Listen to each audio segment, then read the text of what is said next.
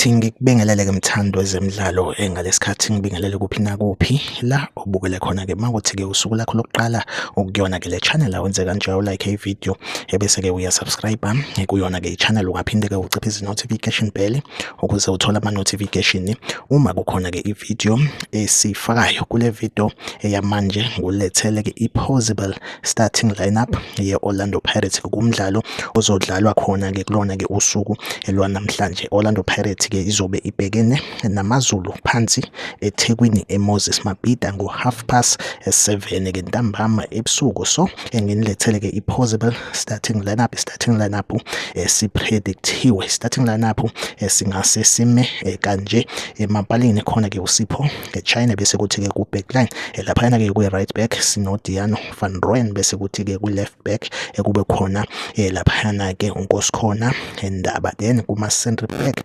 sinoNkosinathi Sibisi, bese kuthi ke futhi ke enye i-center back kube uLebone Siyema, bese kuthi ke laphana ke esiswini sinoThalente Mbatha kanjalo ke noMakhehleni Makhawula, then umuntu ke esi-attacker ngaye kube uRelebohile Mofokeng, then ke i-right winger Oswin Apolis, bese kuthi ke i-left winger kube uTsepang Moremi, then ke umuntu ke esingadla ngaye kube uYanela Mbothuma. Iyona ke i-first 11 ke le epredictwe yimina. Make sure ukuthi uyayilike ivideo, uyasubscribe kuyona ke i-channel. Mina nawe asihlangabezane kwivideo elandelayo, nisale kahle.